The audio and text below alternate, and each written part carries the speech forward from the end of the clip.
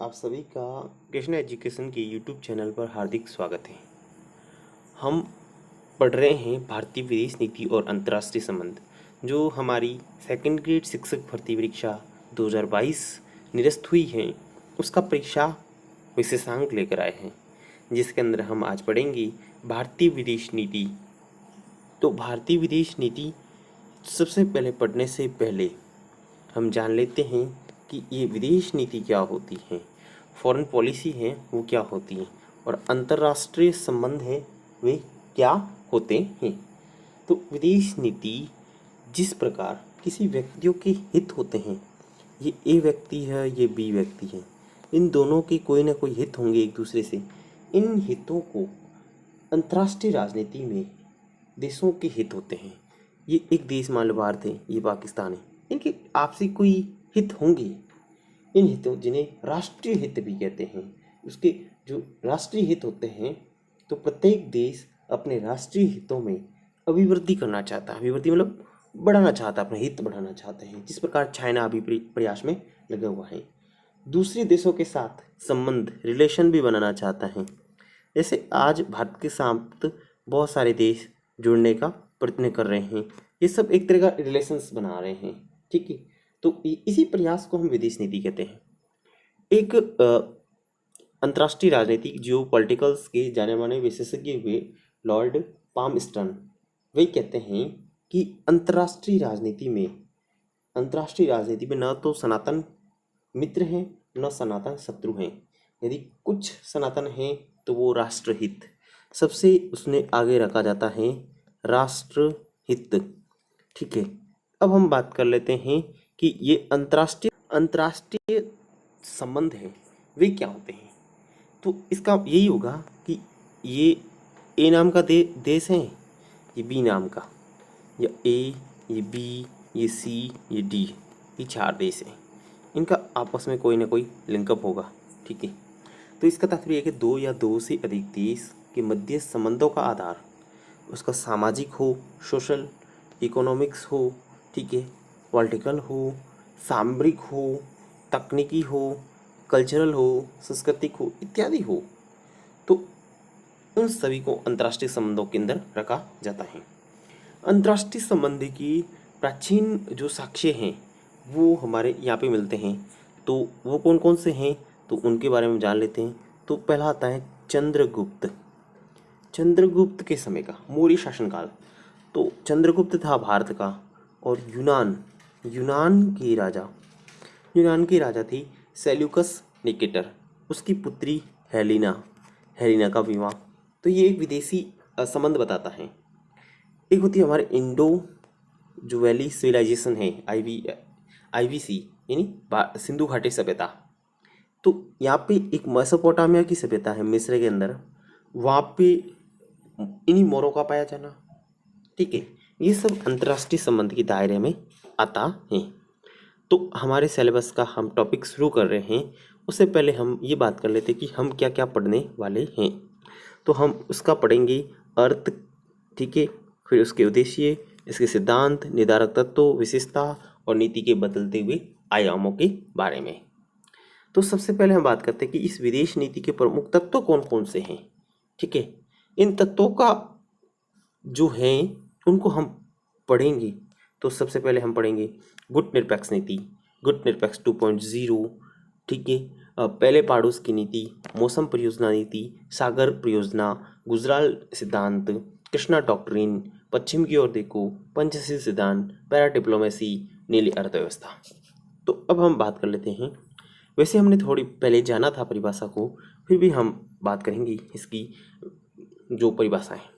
इस परिभाषा का तात्पर्य है कि एक राष्ट्र दूसरे राष्ट्र या संगठन के साथ बेहतर संबंध स्थापित करने के लिए एक वो डिप्लोमेटिक रणनीति अपनाता है, एक कूटनीति रणनीति अपनाता है, वही उसकी विदेश नीति होती है। अब उस विदेश नीति में एक सबसे बड़ा चीज़ मैंने कहा था, वो होता है उनके राष्ट्र के हित। उसके राष्ट्रहित कौन से हैं? उसके राष्ट्रहित सैन्य भी हो सकता है, जिसको सामरिक मान लिया, आर्थिक हो सकता है, इकोनॉमिक्स रूप से हो सकते हैं, राजनीतिक हो सकता है, ठीक है, किसी रक्षा उन्हें बढ़ावा देना, पूर्ति करना, वैश्वीकरण और भूमंडलीय के विषयों पर जो सहभागिता सुनिश्चित करते हैं, वही विदेश नीति का माध्यम होता है। तो सबसे बेस्ट है कि अब कोई भी कहे तो हम उसकी बेस्ट ये परिणत है कि वो कूटनीति को अपनाता है। कूटनीति जो उसके राष्ट्र के हित में हो, तो वही उसकी क्या होगी, उसकी परिभाषा होगी। ठीक है, अब हम सबसे पहला हमारा कि उसके उद्देश्य क्या है। उद्देश्य क्या है, भारतीय विदेश नीति है उसका उद्देश्य है, और उसका संवैधानिक आधार है या नहीं है, तो इनकी बात करेंगे। तो भारतीय विदेश नीति का संवैधानिक आधार है, संवैधानिक आधार जो हमारे भाग चार के अंदर दे रखे हैं DPSP। ठीक है, DPSP राज्य की नीति निर्देशक तत्व, उसमें एक आर्टिकल्स है, उस आर्टिकल्स का नाम है आर्टिकल्स 51। इस आर्टिकल्स 51 में भारतीय विदेश नीति का उल्लेख किया गया है और संविधान के द्वारा राज्य को ये आदेश दिया गया। अब आप कहोगे राज्य, तो सबसे बड़ी दिक्कत आती है राज्य, इसलिए मैं पहले बताना चाहता हूँ कि राज्य क्या होता है। ठीक है, राज्य शब्द है वो 4 चीज़ों से मिलकर बनाता है। एक एरिया से, एक गवर्नमेंट, उसकी पॉपुलेशंस तथा उसकी सॉवरिटी, यानी एक क्षेत्रफल होना चाहिए, उसकी सरकार होनी चाहिए, उसकी जनसंख्या होनी चाहिए, उसकी संप्रभुता। एक ऐसा कोई भी भूभाग है, ठीक है, जहाँ भूभाग, तो मैंने एरिया का मान लिया भूभाग, वहाँ पर एक सरकार है, ठीक है, वहाँ पर जनता का निवास करती है और जनता संपूर्ण रूप से स्वतंत्र है, वो संप्रभु है, वो अपने फैसले खुद लेती है, तो वो एक राज्य की डेफिनेशन के अंदर आ जाता है। तो भारतीय जो विदेश नीति है उसके उद्देश्य हैं, उस उद्देश्य क्या क्या है। तो पहला उद्देश्य है उसका कि वो राष्ट्र हितों की पूर्ति करना। तो सबसे पहले परिभाषा में भी ये बात की थी कि सबसे मुख्य कार्य होता है अंतर्राष्ट्रीय राजनीति में अपने राष्ट्र के हितों की पूर्ति करना। भारत और पाकिस्तान के मध्य अपने राष्ट्र हित लेकर विवाद है, चाइना और भारत के मध्य राष्ट्र हितों को लेकर विवाद है। ठीक है, दूसरी चीज़ है अंतर्राष्ट्रीय सुरक्षा शांति को बढ़ावा देना। अब अंतर्राष्ट्रीय स्तर पर उसकी सुरक्षा करना और शांति, उन दोनों को बढ़ावा देना। ठीक है, तीसरी है कि अंतर्राष्ट्रीय विवादों में समाधान शांतिपूर्ण तरीके से करना। ये नेहरू जी की सीधी ये नेहरू जी की विचारधारा इन पॉइंटों के अंदर बोल रही है। ठीक है, फिर इन्होंने कहा कि हम विकासशील देश, जो भी विकासशील देश हैं, उस विकासशील देशों के मध्य सहयोग स्थापित करना। ठीक है, फिर इन्होंने कहा उपनिवेशवाद, साम्राज्यवाद, प्रजातिवाद यानी नस्लीय भेदभाव का विरोध तथा लोकतंत्र का समर्थन करना। ये भारतीय विदेश नीति की 5 विशेषताएं हैं। तो एक चीज सबसे पहले हमने पढ़ी थी डिप्लोमेसी यानी कूटनीति। तो उस कूटनीति क्या होती है, उस कूटनीति के बारे में हम जानने का प्रयत्न करते हैं।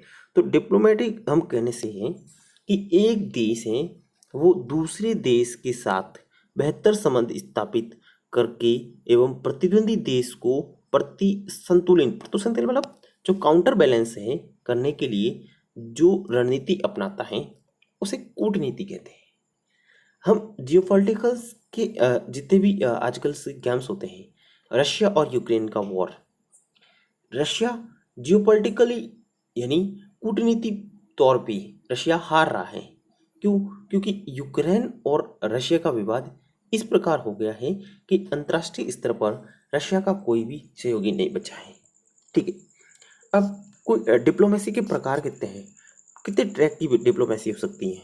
तो डिप्लोमेसी की पहले प्रकार को हम जान लेते हैं। तो डिप्लोमेसी का पहला प्रकार होता है ट्रैक 1 डिप्लोमेट। ठीक है, इसका तात्पर्य ये है ट्रैक 1 डिप्लोमेसी यानी एक देश दूसरे देश के साथ, जो एक देश है वो दूसरे देश के साथ बेहतर संबंध स्थापित करने के लिए सरकार के प्रतिनिधियों की मध्य वार्ता होती हैं। अब सरकार के जो भी है प्रतिनिधि, जैसे कि भारत के अंदर गवर्नमेंट है और भारत की गवर्नमेंट के प्रतिनिधि हैं PM या PR का मतलब प्रेसिडेंट, इन दोनों।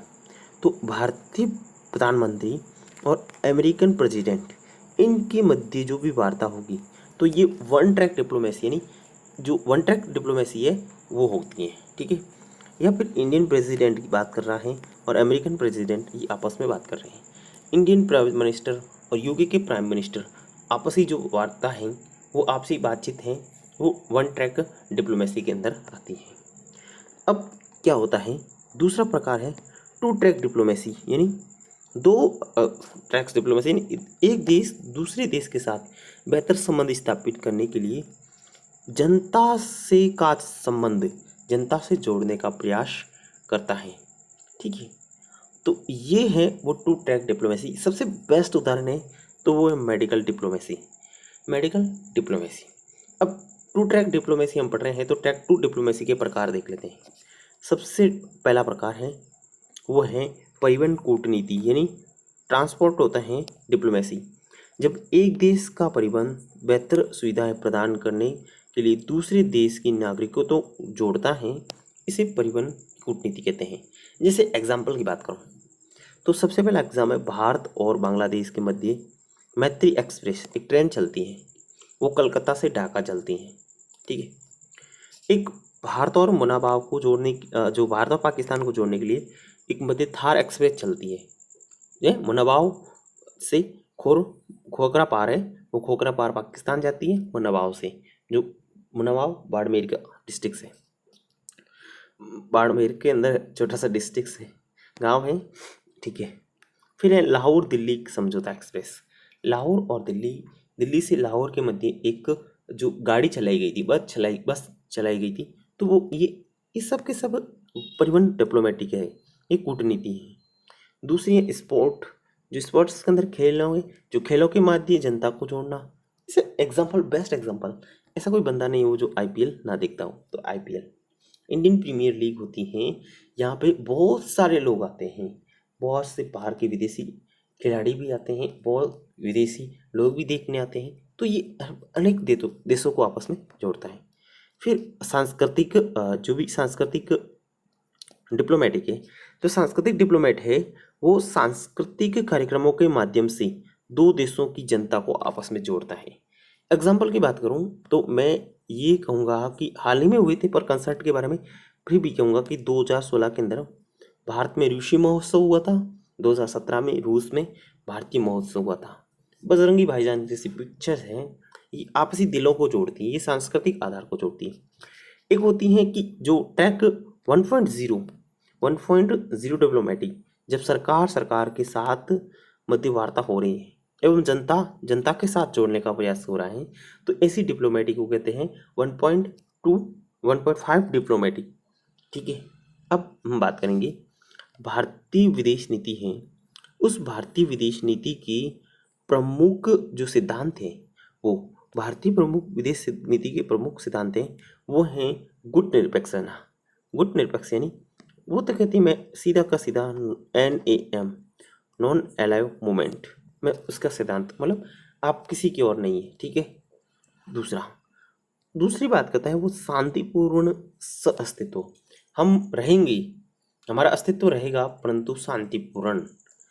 पंचशील का सिद्धांत, आगे हम पंचशील के बारे में विस्तार से डिस्कशन करेंगे, ठीक है। फिर कहता है कि जातिवाद, साम्राज्यवाद, उपनिवेशवाद, नस्लवाद, इन सब का क्या करेगा, विरोध करेगा। संयुक्त राष्ट्र में समर्थन, संयुक्त राष्ट्र का समर्थन, जैसे UN की जो बॉडी है, UN बॉडी जैसा कहेगी हम वैसा करेंगे, हम उनको उनका जो भी मत होगा हम उनको मानने के लिए, ठीक है, तैयार हैं। अंतर्राष्ट्रीय विवादों को समाधान शांतिपूर्ण तरीके से करेंगी। कोई भी इंटरनेशनल जो भी डिप्लोमेट होगी या फिर कोई भी विवाद हो जाता है, ऐसे विवादों का समाधान हम करेंगे तो वो शांतिपूर्ण करेंगे, ठीक है। फिर कहेंगे सत्य, अहिंसा और निशस्त्रीकरण, सत्य से अहिंसा और निशस्त्रीकरण, हम शस्त्रीकरण नहीं करेंगे, ठीक है।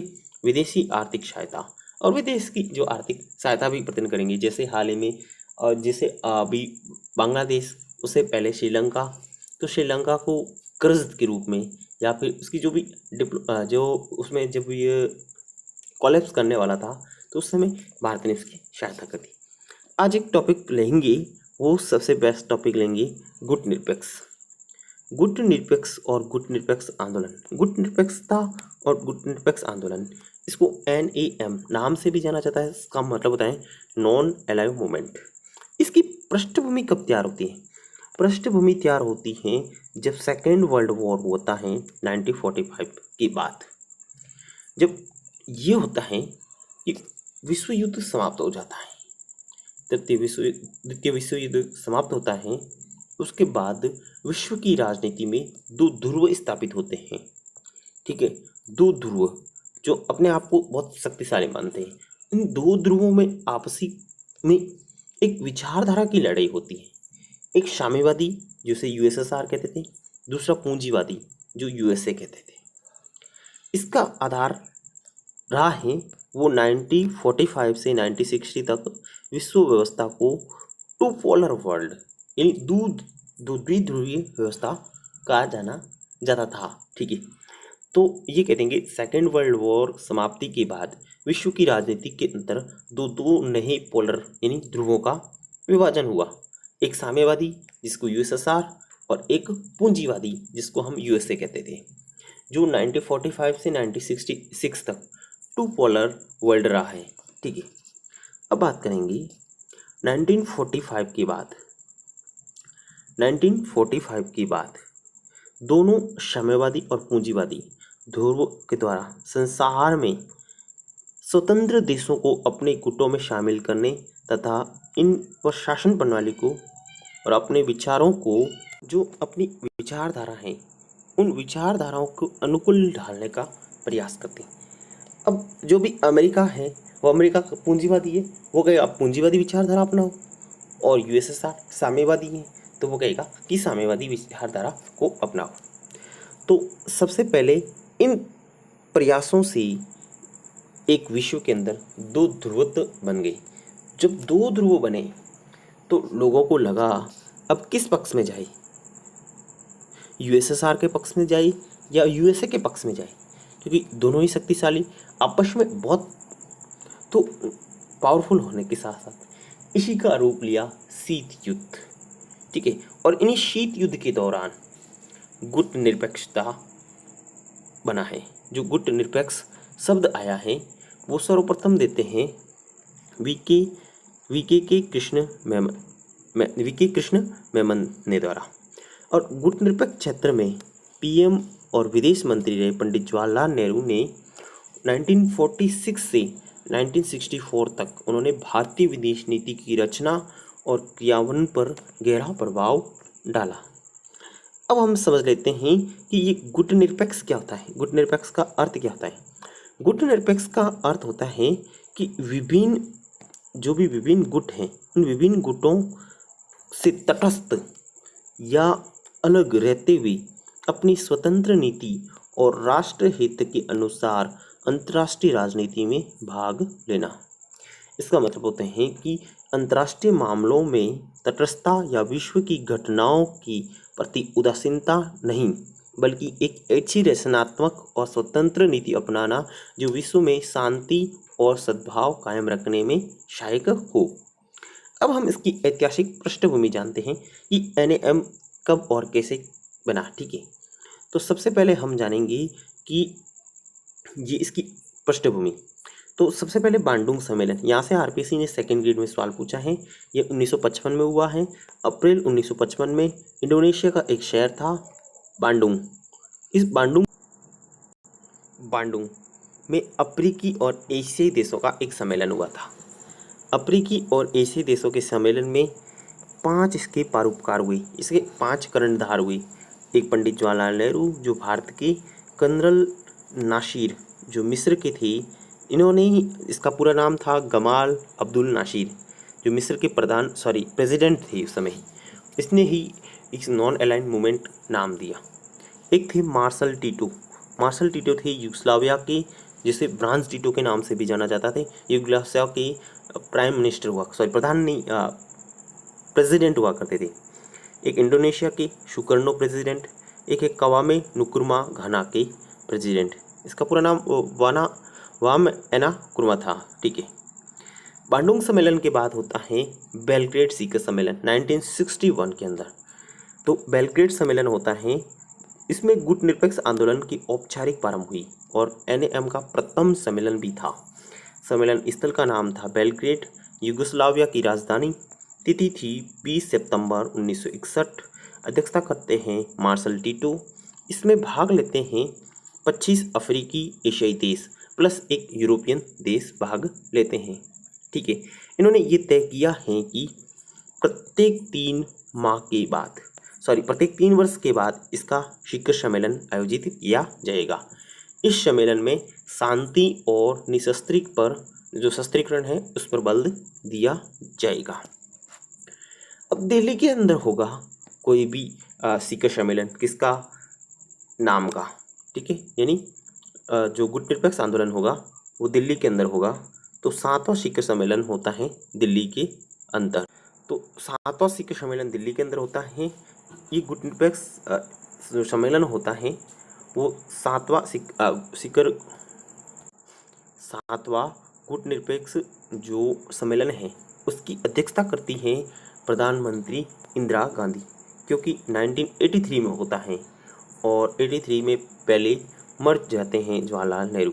ठीक है, इसमें शांति, निशस्त्रीकरण, विकास और स्वाधीनता का नारा दिया था।